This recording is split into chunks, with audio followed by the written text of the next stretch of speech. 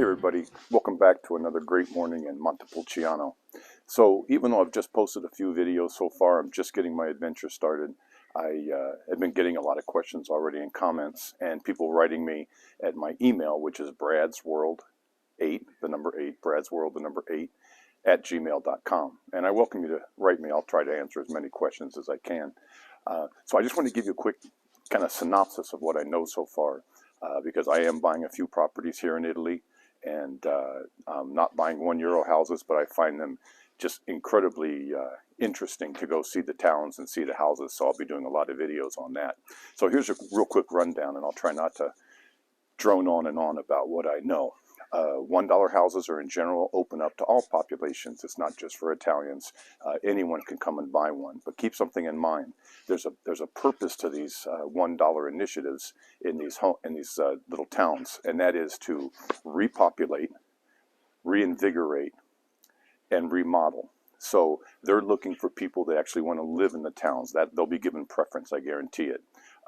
If you are looking to maybe just get an Airbnb rental for cheap, I think it's going to be very difficult. Keep in mind that these $1 homes are usually in villages that are somewhat remote, somewhat removed, an hour from the beach, or up really windy roads without a lot of large stores and things for people to go to when they're there. So keep that in mind. Keep also in mind that a lot of the towns in Italy have very inexpensive houses anyway, even if they are kind of close to the beach and do have a good store. The remodeling part is tricky right now because in Italy they started some initiatives through the government to help people pay for remodeling to fix up homes, especially the exteriors, the roofs.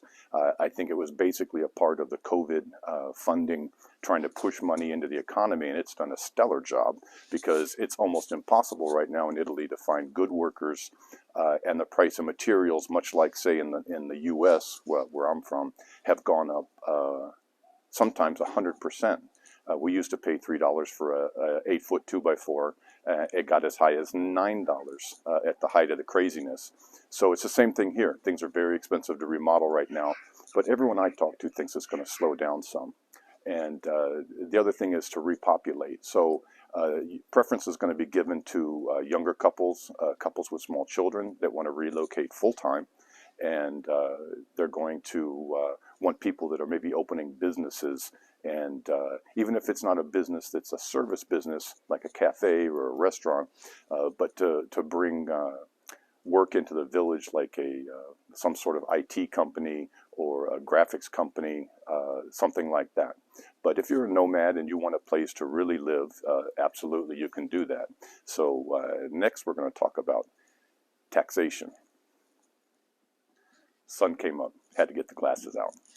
So taxation, if you're in the EU and you want to get a place in Italy, I really don't know how that affects you because I'm an American and I've been worried about myself because I'm thinking about moving here full-time, or at least declaring what they call a tax residency. So if you're going to stay more than 180 days a year, you ought to be legally paying taxes in Italy. There is a tax agreement with the United States. So if you pay taxes here in the United States, you get to deduct the amount of taxes you paid here, but it's against that exact same income. Conversely, if you're living here and you have income in the United States, let's just say you have an ongoing business there in which you're no longer actively having to be there, or you can work totally remotely, and it's paying you out an income every year, you will have to pay Italian taxes on that income. And then you'll file in the United States and get to deduct the amount of the Italian taxes that you paid. There's also the chance for a little bit of double taxation. So for example, if you're holding money inside of a Schwab account or a TD Ameritrade account, let's say you have $1 million, the tax rate on that $1 million that you're just holding, not capital gains, the taxes that you're going to get charged for just having that money in your account is 0.2% per year. By Italian law. So for every $1 million you're holding in an account, you're going to pay $2,000 in taxes year after year after year.